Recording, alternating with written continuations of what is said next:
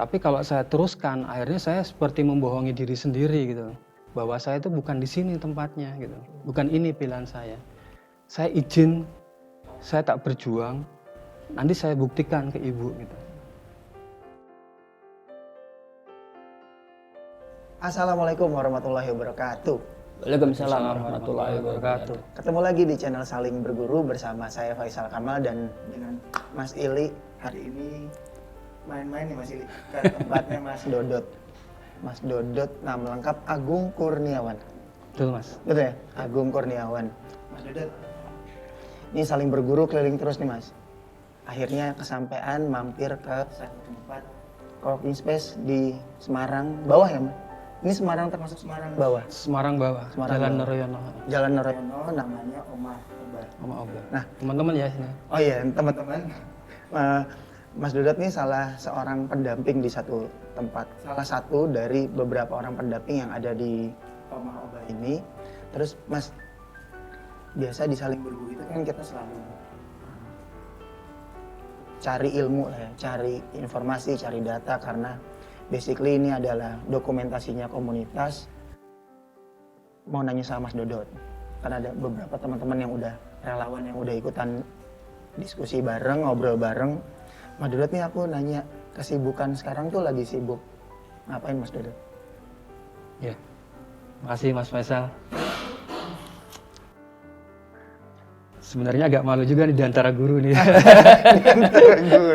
Saya yang berguru sebenarnya di sini sih. Terima kasih waktunya.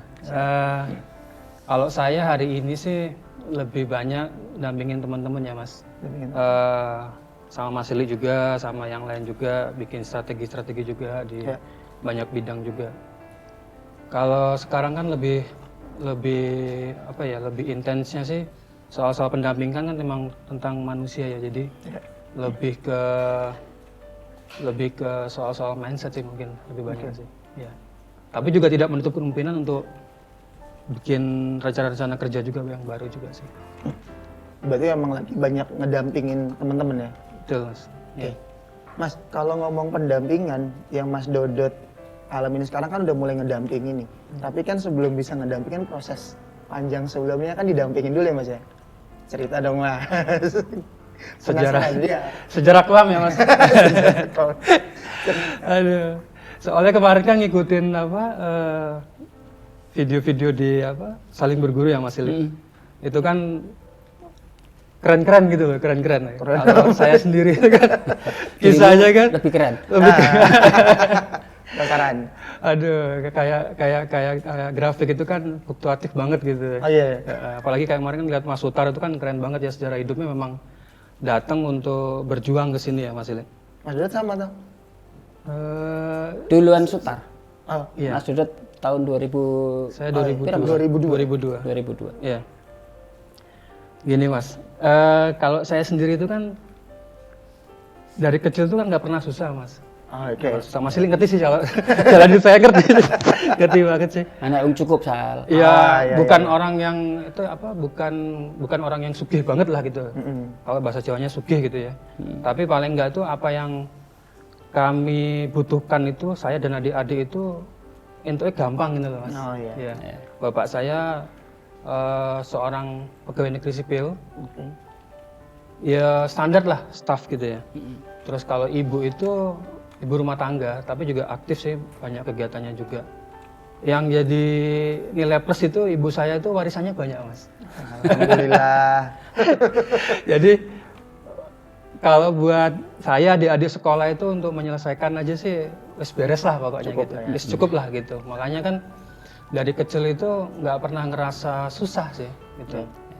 Nah, saya itu mulai tahu hidup susah itu ketika kelas 3 SMP Mas.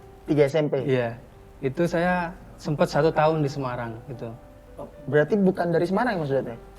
Terakhir itu saya tinggal di Palembang Mas. Oh 3 SMP tuh di Palembang? Di Palembang. SD di Palembang, SMP sampai kelas 2 itu di Palembang. Oke. Iya. 3 SMP di Semarang? Kelas 3 SMP itu ke Semarang karena waktu itu sih sebenarnya nyari alasan aja sih. Jadi orang tua itu kan, bapak itu kan rencananya memang mau dimutasi ke Jawa gitu. Tapi belum tahu ke Jawanya itu di mana gitu. Iya. Nah terus saya bilang ke bapak sama ibu itu, saya tak duluan ya ke sana gitu loh.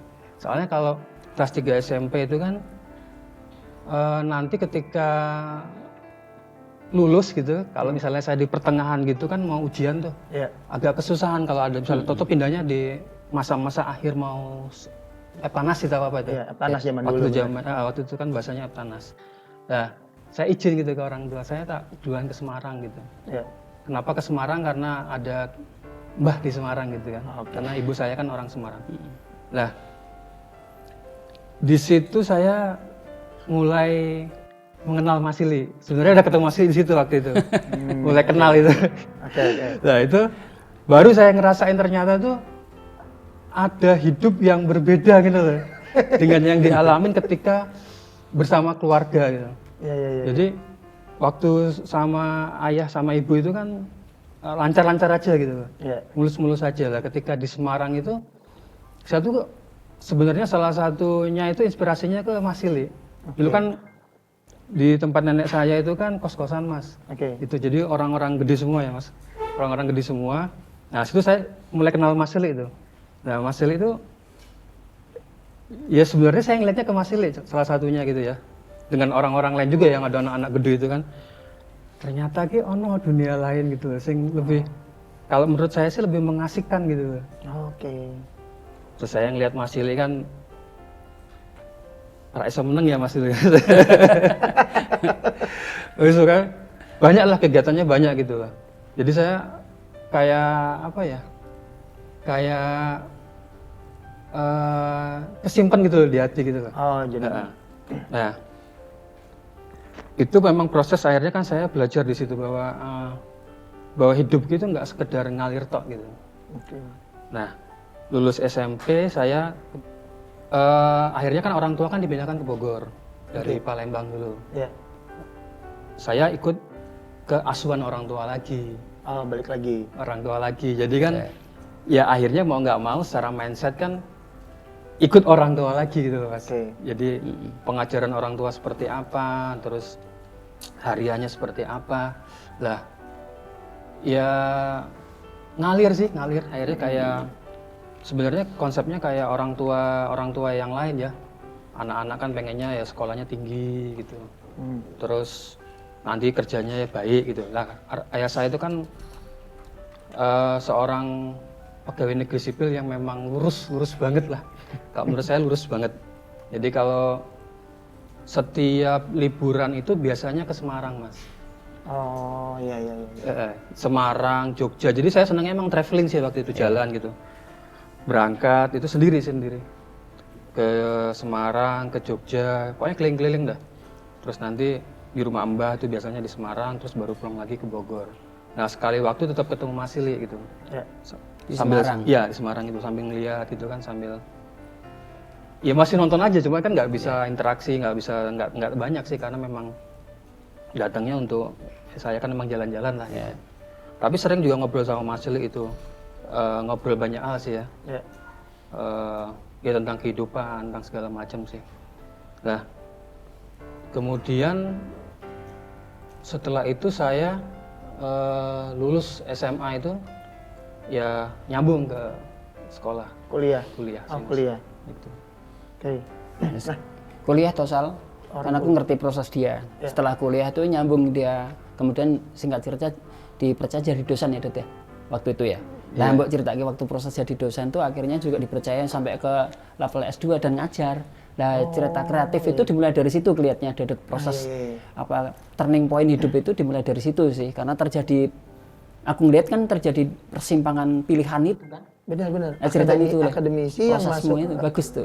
bisnis udah gabung di komunitas. Seru ya Mas. Iya, karena akademisi kan. Tadi Mas Ili bilang ada dosen, terus kok nyasarnya bisa jadi entrepreneurship. Iya. Jadi Thomas, saya tuh dari kecil itu ya, itu soal pikiran sih ya. Jadi pikiran tuh, dalam pikiran saya tuh ya, harapannya itu ya, cuman pertama itu, kalau punya temen tuh temen yang pinter. Kedua tuh yang baik gitu. Nggak tahu itu ya, karena mungkin pikiran saya selalu membuat seperti itu dari SD, dari SMP, SMA itu juga sekolahnya bagus gitu ya, walaupun memang nggak seneng belajar gitu, tapi tetap masuk di kelas-kelas yang bagus ya. Dulu kalau ada jurusannya kan jurusan fisika itu ya pertama. Iya. Nah, sekarang A1, A2, sekarang jadi PA itu ya. Oh, iya, Itu iya. memang nggak seneng belajar, tapi ketika saya kuliah itu juga sama. Pertama kali nginjek kampus itu, masuk kelas itu, sama sih, pengen dapet temen yang pinter gitu. Jadi kenalan pertama kali tuh salaman tuh ya, dapetnya tuh temen yang pinter gitu Mas. Oh. Nah saya masuk di golongan tuh teman-teman yang jagoan-jagoan semua. Akhirnya memang jadi tahu gitu, ada berapa orang itu kan 5 besar itu jagoan semua. Emang pinter dalam arti sesungguhnya gitu. Ya.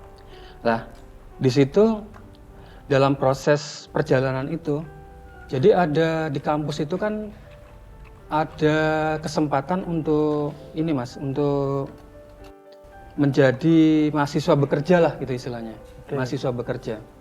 Nah di proses itu, waktu itu ada satu tempat itu, jadi ada bagian itu di mana kampus itu mempekerjakan mahasiswa untuk bagian administrasi. Oke. Nah saya kan mikir waktu itu, loh kalau teman-teman itu memang mau terus di akademis, jadi masuk ke kampus jadi dosen segala macam, kenapa nggak mereka masuknya ke ruang dosen gitu? Nah saya strategik waktu itu, mikirnya kayak gitu. Saya masuk di bagian administrasi, itu memang kantornya di ruang dosen. Oh, oke.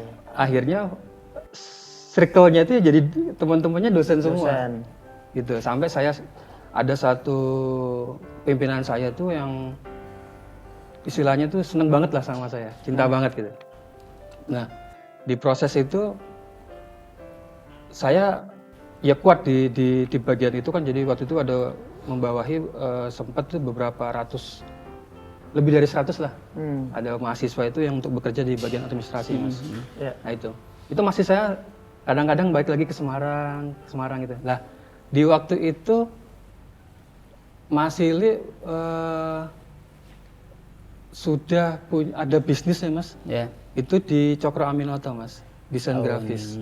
97, 96 ya. Iya. Ya. Mulai 96 ke atas lah gitu. Ya. Di situ saya juga mulai ketemu Mas Sutar tuh waktu itu. Oh, Ya. iya. Mulai ketemu Mas Sutar gitu. Mas Sutar baru masuk tuh kan ceritanya, waktu itu kan juga lulusan STM ya beliau. STM. Bener Mas. Saya terus, beliaunya masuk ke Masili gitu ya waktu itu ya. Nah,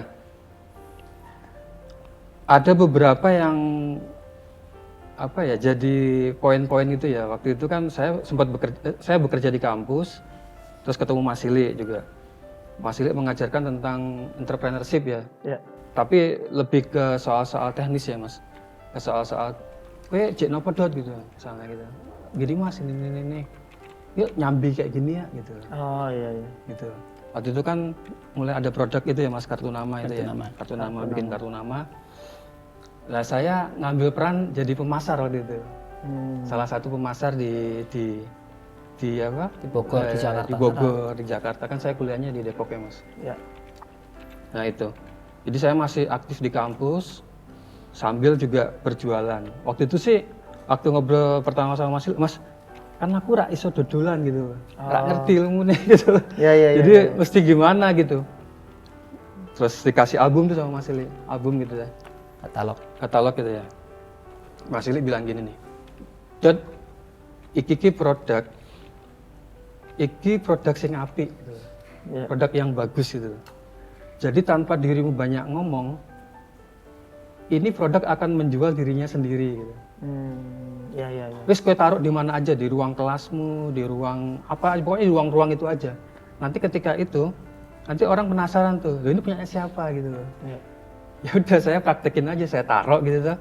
Ya bener, akhirnya kan banyak yang tanya gitu, ini nggone sopo gitu. Ya. Saya Mas gitu. Ya udah saya tulis, akhirnya mulai kan jalan sama Mas Ili itu ya Mas. Saya kirim ke sana, dulu kan belum ada internet. Freelance marketing. Oh gitu. Awalnya Gitu, gitu. belajar. Jadi gitu. pemantiknya memang dari Mas Ili yang tadinya akademisi terus dipantik jadi marketing, jadi freelance deh sebelum Ya jadi dagang, aku cari prospek. Dia kan mahasiswa waktu itu. rekrut mahasiswa yang jadi marketing di usahanya Ya. Mas Ili. Terus Mas bisa gabung akhirnya proses nyemplung ke Semarang tuh gimana ceritanya Mas? Nah, saya terusin ya Mas ya. Monggo. Jadi ketika di kampus itu kan saya berproses tuh. Nah, waktu itu pimpinan saya itu kan tanya tuh. Saya belum lulus, tanya terus tuh. Gung, Agung ya dulu. Agung. Ya, Oh iya, Agung. udah selesai belum? Belum Bu, gitu kan. Tanya lagi, Gung, udah selesai belum Bu? Gung gitu kan, udah selesai belum gitu? Belum Bu, gitu. Akhirnya suatu waktu kan udah selesai nih sidangnya. Baru selesai sidang nih Mas, belum ada belum ada wisuda segala macam. Udah Bu, nih saya bawa nih, truk gitu. Oh ya udah. Jadi berkas-berkas itu langsung dibawa ke rektor gitu. Langsung dibawa ke rektor, besoknya tuh saya langsung diangkat jadi dosen dan staff gitu. Jadi kayak gampang gitu loh. Lah aku ngomong kok hidupku gampang meneh kayak gitu loh. Lo kok ngalir aja gitu. Aduh kok gampang aja gitu tuh. Terus saya diskusi sama orang tua, Bu, aku kok ini gitu loh. Maksudnya jadi kok gampang banget. Terus aku mesti gimana gitu. Ya kalau orang tua kan seneng ya Mas Li. Seneng ya maksudnya anaknya kok jadi dosen ya. Dosen itu kan istilahnya kan level guru yang paling tinggi ya di dunia pendidikan ya. Jadi kan ya wis lah dijalanin aja gitu loh, dan ya seneng lah, orang tua seneng, bapak ibu seneng banget gitu. Terus saya juga ditawarin S2 gitu oleh kampus gitu, ya saya ambil juga gitu. Tapi dalam hati saya kan iki aku keliru apa ora gitu loh, karena kok gampang lagi gitu, kok rasanya hidup tapi nggak hidup gitu kan, ngalir aja gitu. Yaudah aku akhirnya sepakat gini sih ke diri sendiri sih, tak coba dulu aja deh gitu, tak coba dulu. Lah akhirnya selama 1 semester sih. Nah di dalam proses perjalanan ngajar terus jadi staff itu ya itu mulai bergejolak itu. Kayaknya sih saya pilihannya nggak di sini gitu. Gitu. Saya lebih menikmati proses yang saya rasakan waktu saya kelas 3 SMP lah gitu. Itu terpicu lagi waktu itu. Oke, harusnya dapat sih momen itu lagi. Cuman masalahnya kan ketika saya di kampus, ketika saya ada di sana itu, vibe-nya itu nggak bisa dukung itu Mas. Iya betul. Ya. Karena teman-teman semua itu kan siapapun yang saya temuin, saya tanyakan itu, ya kepengenannya mereka itu kalau nggak jadi dosen, kerja di kampus atau mencapai karir yang tinggi gitu loh, lewat kantor yang bonafit segala macam itu. Semua teman-teman saya kan seperti itu. Akhirnya kan jadi pertanyaan terus, dan itu sampai suasananya itu hatinya itu bergejolak, wes pokoknya iki mesti piye gitu loh. Dan nggak ada jawabannya, nggak ketemu jawabannya. Nggak ketemu. Ya banyak juga hal-hal yang memang akhirnya sih semakin mendorong saya untuk iki kayaknya nggak pilihanku gitu. Misalnya di ruang dosen itu juga pernah, ya, kan sering di ruang dosen tuh ya Mas, memang jadi dosen di situ tuh. Terus kan ketemu dosen-dosen yang senior gitu kan, banyak pertanyaan oleh mereka gitu. Salah satunya saya pernah dengar itu, ada yang tanya gini sih, Dewi ki ngobrol sama temen yang lain tuh ya, dosen yang lain. Dewi ki ning kene ki wis belasan tahun, wis sekian tahun, wis sampai aku setua kayak gini, tapi kok ngini-ngini wae ngono lho. Ki kampus ki kok karo Dewi penghargaannya seperti apa gitu. Dalam hati saya terus mikir, iki sing salah kampusnya apa dirimu Pak gitu. Kok merasakan hal itu tapi kok masih di sini gitu. Dan saya bayangin Mas, kok kalau aku tua gini ya kayak gitu juga, punya pertanyaan yang sama gitu loh. Wah tambah kan, waduh ini harus ada solusinya gitu loh. Nah akhirnya akhirnya memutuskan untuk ke Semarang itu Mas. Itu cikal bakalnya nyampe ke Semarang karena ada kerinduan di zaman SMP, kejebak di industri. Dan gak ada pilihan lain Mas, karena kan yang ngertinya ya ada dunia lain itu ya di Semarang itu yang pernah saya lihat gitu Mas. Jadi soal-soal memang dulu kan punya kepengenan banyak tuh, kalau kerja itu misalnya pakainya celana pendek gitu, non formal lah gitu, karena kan jadi dosen itu kan rapi banget, dituntut rapi gitu. Itu kan kayak hati nuraninya itu kayaknya aku bukan kayak gini. Dulu kan senangnya sendal jepitan segala macam gitu. Nah, jadi harus ada sesuatu yang memang yang kayaknya ke Semarang pun itu bukan karena tok sekedar kerinduan, tapi memang nggak ada pilihan yang lain Mas, karena nggak punya referensi yang lain gitu loh. Adanya waktu itu ketemu Mas Sili, wah Mas Sili ketika saya datang itu misalnya waktu SMA atau kuliah itu datang itu kok beda meneh, datang beda lagi. Sempat waktu itu datang itu loh kok ngirim-ngirim parcel ya Mas ya. Datang lagi itu ngadain acara bazar. Datang lagi itu ngadain acara di mall gitu ya Mas. Itu kok ganti terus lah, ini kok enak banget gitu. Kalau jadi dosen kan kesannya itu ya flat aja gitu loh.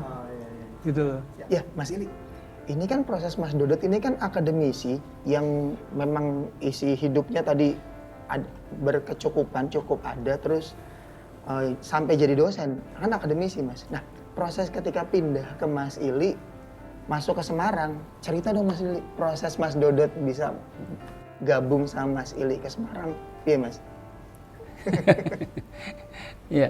Iya, Sal. Ini sebenarnya cerita pada umumnya masyarakat kita sih. Oke. Di Indonesia tuh persoalan yang serupa yang dialami Mas Dodot itu kan mayoritas. Ya.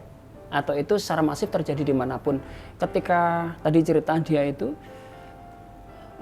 memasuki dunia entrepreneurship yang kemudian dia ceritakan itu, SMP itu sebenarnya kan dia sudah lihat.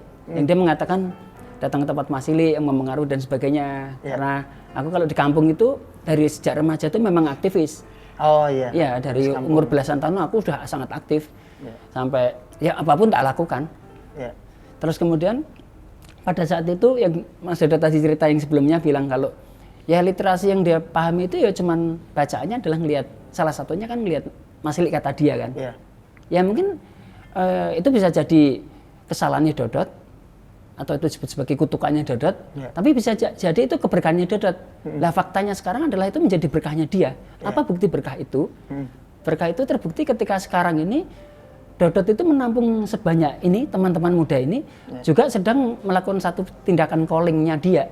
Calling. Ya, makanya saya sebut sebagai Dodot itu calling itu bisa terjadi atau panggilan hidup itu bisa terjadi hanya lantaran karena seseorang itu hanya paham tentang satu-satunya literasi hidup. Oh, oke.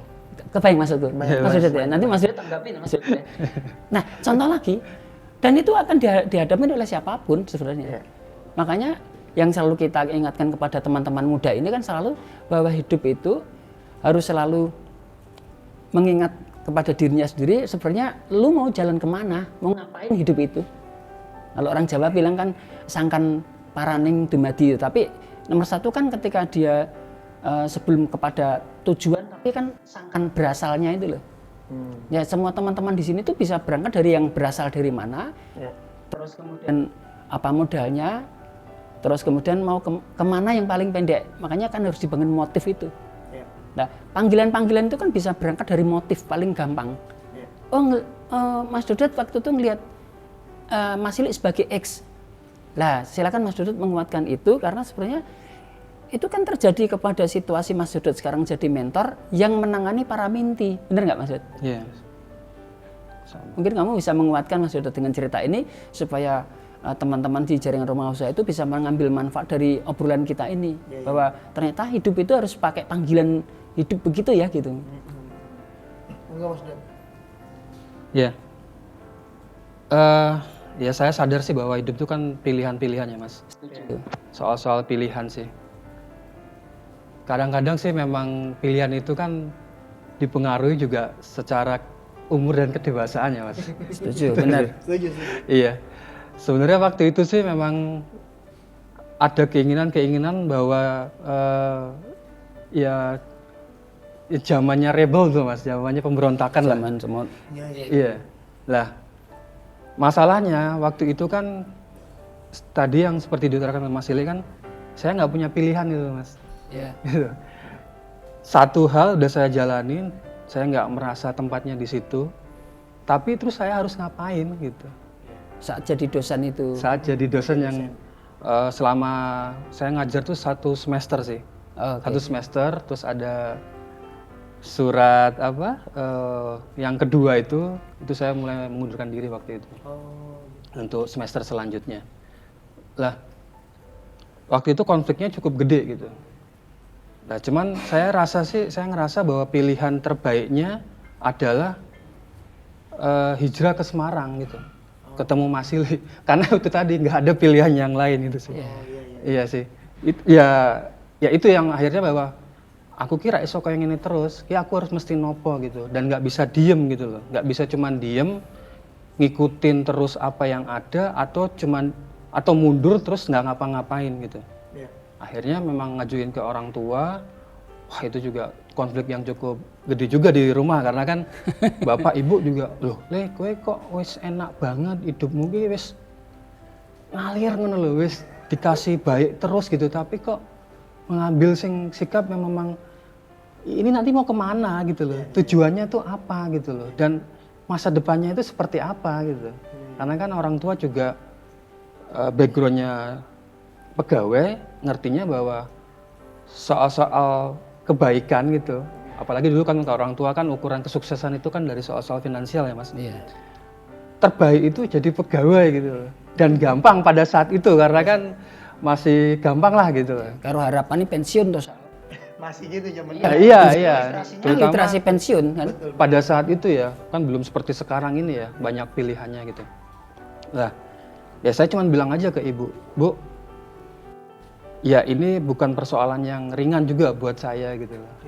Tapi kalau saya teruskan, akhirnya saya seperti membohongi diri sendiri gitu.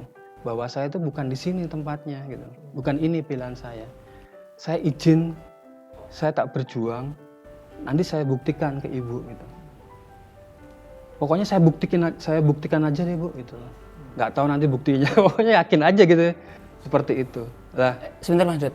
Waktu kamu cerita seperti itu, saat itu reaksi ibumu seketika seperti wah apa? satu keluarga nangis Mas. Bapak, ibu saya nangis semua lah. Ibu nangis ya saya mau nggak mau. Aduh ya Allah ini kayak nyakitin orang tua gitu loh. Ya nyakitin memang. Tapi kan ya apa ya? Ya akhirnya memang kayak ngumpul gitu loh, kayak dikuatkan gitu ya. Ini harus saya pertanggungjawabkan gitu loh. Pilihan-pilihan ini ya gitu. Pilihannya mau ke Semarang sih. Ya, terus saya bilang ke ibu kan, Bu, nggak lama sih, cuma 3 bulan saya bilang gitu. Saya tak ke Semarang 3 bulan belajar. Dulu kan bahasanya bukan entrepreneurship ya Mas, bukan entrepreneur ya. Bahasanya kewirausahaan. Wira swasta deh dulu. Lebih wira ke- swasta. Saya tak jadi wira swasta gitu. Saya mau kerja sendiri gitu. Kerja sendiri, benar-benar kerja sendiri ya waktu itu ya. Pengennya kerja sendiri gitu. Nah, saya cuma punya referensi itu ya harus ke Semarang gitu. Akhirnya berangkat ke Semarang gitu kan, untuk menentukan sikap gitu. Di awal seperti itu sih Mas. Ya.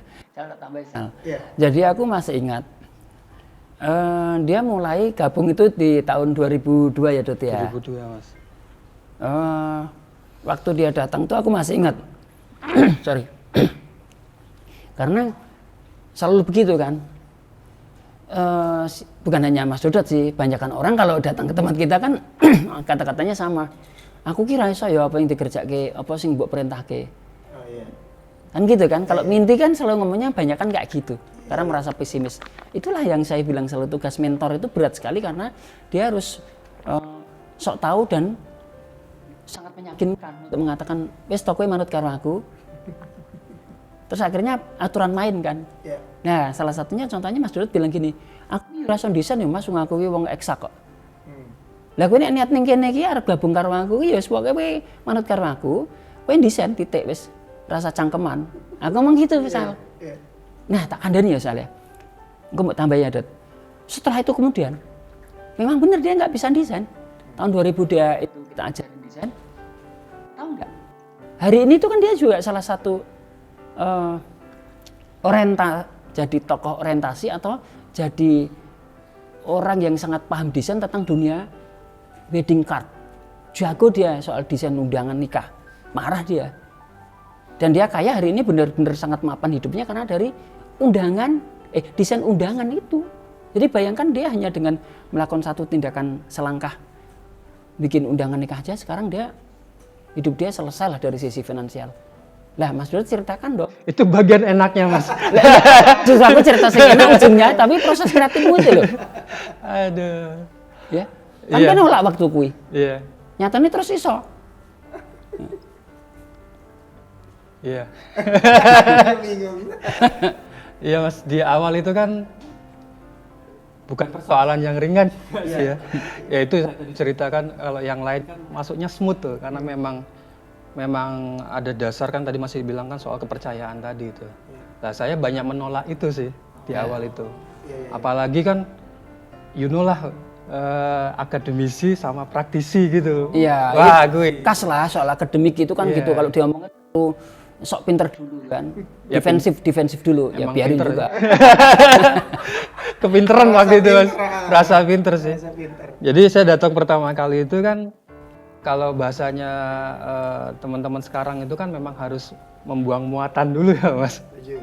Iya, kalau dulu kan bahasanya kan mengenalkan lagi gitu loh. Nah, itu wah itu setengah mati tuh, merubah mindset akademisi jadi praktisi gitu loh. Jadi yang saya biasanya banyak ngomong gitu tuh, itu harus belajar untuk mendengarkan. Gitu tuh. Wah itu beratnya setengah mati karena orang ngomong sedikit, saya pengen ngomongnya banyak gitu loh. Komentarnya banyak gitu. Mas Silik ngomong A, saya ngomongnya A, B, C, D gitu loh. Dan itu kan butuh effort yang apa ya, yang lebih gede dibandingin yang lain. Emang datang untuk kesini untuk belajar gitu loh. Nah, 3 bulan awal itu saya kira tuh saya udah selesai Mas di proses belajarnya itu. Siswa dodolan gitu loh. Loh, 3 bulan awal tuh saya bingung nih loh, Mas Silik kok nggak ngapa-ngapain saya gitu loh. Jadi dibiarin aja gitu. Mas aku mau belajar ya. Oke Dad, yes pokoknya masuk gitu loh. Waktu itu sudah di Brotojoyo ya Mas. Ada satu bisnis kan jasa desain lah di situ. Nah saya di situ, wes pokoknya wes, gue pengen belajar apa wes deloki gitu loh. Loh, kok 3 bulan tapi kok ngalir-ngalir aja, gak ada apa-apa gitu. Saya nggak disuruh ngapa-ngapain, ini ngapain gitu loh. Jadi tujuan belajarnya kan ngapain gitu loh. Kalau sekarang saya baru ngerti tujuannya apa gitu loh Mas. Nah, setelah 3 bulan itu, baru itu kan terus ngobrol sama Mas Silik itu kan. Mas, aku kok nggak dapet apa-apa gitu Komplain. Iya, maksudnya nggak dapet apa-apa, terus ini aku mesti gimana gitu. Lah maumu apa Dot gitu. Ya aku mau bisa gini Mas, bisa gini. Oh oke, kalau dirimu belajar gitu, ya harus ngambil kesepakatan dulu gitu loh. Gitu. Akhirnya sekarang ya bablas Mas sampai sekarang gitu. Proses 3 bulan jadi 3 tahun dan seterusnya gitu loh. Nah, di situ baru ada proses-proses berjalan gitu sama Mas Silik kan. Pertama kali yang saya rasain itu memang banyak Mas Silik banyak masuk tuh soal mindset. Sama mental sih, waktu dulu mental sih. Saya kenal Mas Silik pertama kali itu, wah kuwi ra ono munduri lah pokoknya. Mental jawara kalau dulu kan bahasanya kan, wah kuwi yang keren banget gitu. Soal desain jadi yang diceritain itu kan, saya baru belajar desain tuh kalau nggak salah baru berapa hari Mas, 3 harian gitu. Belajar desain 3 hari tuh, baru tahu tuh. Langsung, Dot besok handle 1 klien gitu, undangan. Waduh, aku ngomong, loh Mas, aku kan baru bisa gitu. Wis pokoknya aku iso. Wah itu Mas, mau ketemu klien tuh loh Mas, mondar mandir mual Mas, mau segala macam itu. Detik terakhir saya ngomong sama Mas Silik, Mas kayaknya diundur aja deh Mas. Aduh, proses belajar itu bener-bener tuh. Terus Mas Silik bilang gini sih, loh masalahmu apa gitu. Anu Mas, kayaknya belum bagus nih Mas, harusnya gini tuh, harus begini Mas. Dot, gini loh Dot, kenapa kok dia, si klien itu ya, datang ke kita gitu loh. Gitu loh, karena dia butuh kita gitu loh. Kalau dirimu bisa sedikit, artinya dia nggak bisa apa-apa karena dia butuh kita datang ke sini gitu loh. Jadi sejelek-jeleknya desainmu itu lebih baik karena dia nggak bisa gitu. Ya kan klien. Ya, aku saya mikir, ya logikanya gitu ya. Ya udah akhirnya ngadepin klien itu. Itu pelajaran mental yang waktu itu memang ya kuat kalau Mas Silik soal-soal gitu kuat banget. Terus soal-soal mindset gitu kan, soal-soal mindset mulai tuh. Wah cuman ya memang karena basicnya akademisi ya Mas. Istilahnya kan memang aku sekolah wis dur loh, S2 nyaris lulus gitu tuh. Tapi baru mulai itu juga. Kita merasa apa ya? Ya merasa sok pinter gitu. nggak pernah ditunjukin ya, tapi kan selalu ada defense-nya di dalam diri gitu. Jadi Mas Silik ngomong apa gitu, saya bilang tuh dalam hati tuh aku luwih iso gitu. Mas Silik bilang apa kayak apa gitu kan, waktu itu kan langsung dipegang Mas Silik ya. Saya beruntung karena memang waktu itu pendampingan oleh Mas Silik langsung. Mas Silik bilang itu saya tetap dalam hati tuh aku iso ngenekke gitu. Jadi selalu mencari sisi sayanya gitu loh. Gitu. Dan itu berulang akhirnya ya jadi konflik ya Mas, akhirnya jadi konflik besar gitu kan. Dan ada pencetusnya waktu itu. Ada konflik yang memang membuat kami itu akhirnya saya bilang tuh, saya ngobrol waktu udah nikah Mas sama istri kan. Tapi sebelumnya udah pegang beberapa bisnis. Sudah. Udah partneran. Oh, ini konflik ongoing bisnisnya jalan, ada konflik tengah jalan. Iya. Ya. Jadi kami waktu itu kan saya dikasih kesempatan nih Mas. Nah, ini belajar lagi juga di situ waktu itu. Ada Mas Sutar. Jadi ada produk utamanya itu Mas Sutar yang bikin. Saya dikasih ruang itu produk turunannya. Itu udah mulai mikir lagi nih. Loh, kok aku cuma dikasih bagian kecil gininya gitu loh. Bagian gedenya Mas Sutar gitu tuh misalnya kan. Itu udah mulai lagi. Itu waktu itu. Ada Mas. Alhamdulillah. Kayak ngerti ya aku soalnya Sal. Oh gitu. Ada karena gini, dulu itu kan acuannya gini. Saya itu kan sekarang udah enggak ya Mas sekarang udah. Tapi memang referensinya kayak gitu. Memang rata-rata orang-orang yang memang maksudnya punya merasa pinter gitu tuh kan punya reaksi mungkin seperti itu ya. Jadi saya tuh irinya itu bukan iri kreatif sih, tapi iri itu kelihatan keberhasilannya orang gitu loh. Jadi ukurannya itu kan orang. Iri hasad atau dengki. Oh iya. Hasad Iya. Jadi kan selalu lihat gitu tuh. Harusnya aku iso kayak ngono. Kok aku cuman bagian kecil kayak gini lah. Itu kan ada seperti itu ya. Iya. Nah, itu saya dikasih peran waktu itu bikin satu produk turunan itu ya Mas. Iya. Di situ saya mulai belajar tuh sama Mas Sili sama Mas Sutar sih. Mulai pemasaran. Diajarin tuh mulai pemasaran. Teknis ya. Terus mulai tentang produk diajarin ya Mas. Ada produk. Terus tata kelola keuangan mulai belajar. Mulai belajar tentang SDM juga karena ada pegawainya beberapa juga. Banyak sih tentang memang akhirnya sisi bisnis itu mulai berjalan sih. Gitu. Terus saya selama beberapa tahun itu ngikut bareng Mas Sili. Jadi Mas Sili kan dulu kan idealismenya tinggi banget sampai sekarang sih Mas. Kan gerakannya cepet banget itu. Jadi sempat ada tren apa terus ngikutin gitu. Lebih banyak masuk terus kita belajar di situ. Nah saya banyak bantu Mas di situ ya Mas ya. Gitu ya. Di proses-proses itu. Banyak sih pada saat itu. Aku ingat Dodot itu juga menjadi letak pondasi proses kreatifku juga, Sal. Karena memang pada saat itu trending zaman namanya waralaba kalau masih ingat kan franchise gitu. Waktu tren waktu itu ada satu fase ada nama tokoh besar, kalau saya bilang tokoh besar sih karena dia juga yang menyebarkan virus keberanian itu, namanya Purdi Chandra. Oh, Pak Purdi. Ya. Waktu itu kita masuk ke kelas beliau dan tahun 2003 kita masuk kelas beliau ya karena kita ini sudah punya modal usaha duluan dan berani duluan, ya itu kan jadi penguat kami. Nah, aku karo Dodot itu banyak belajar di ruang-ruang publik tadi, di ruang luar itu. Kami belajar banyak sekali dan singkat waktu kemudian kita bikin beberapa usaha ya Dot, dan alhamdulillah banyak yang hancur ya. Iya kan? Oh tapi Mas gentleman loh Mas. Iya Mas, gentleman ya. Ya kayak franchise itu ya, kan beberapa yang ngambil waralaba itu kan nggak berhasil, akhirnya kan memang proses belajar ya Mas. Gentleman-nya itu semua modal awal itu dikembalikan Mas. Itu nggak ada franchisor yang seperti itu, nggak ada. Waktu itu kan memang kita proses belajar ya Mas. Jadi aku waktu itu masuk ke Pak Purdi sama Dodot, kita belajar bareng. Hanya dalam waktu kurang dari 3 bulan kita model ikut kelasnya dia 900.000 itu, dalam 3 bulan kita dapat 120 juta. Itu. Tetapi ternyata itu memang fase-fase buru-buru sih. Fase buru-buru. Kan manusia itu kan ada fase buru-burunya. Tapi kan nggak apa-apa, itu kan kalau orang mau belajar itu kan menjadikan kesadaran lebih baik. Bahwa kemudian dampaknya adalah kehancuran, itu kan cuman proses yang semua orang pasti ngelewatin kan. Tanpa terkecuali siapapun kan pasti akan ngelewatin itu. Dalam konteksnya yang masing-masing ya.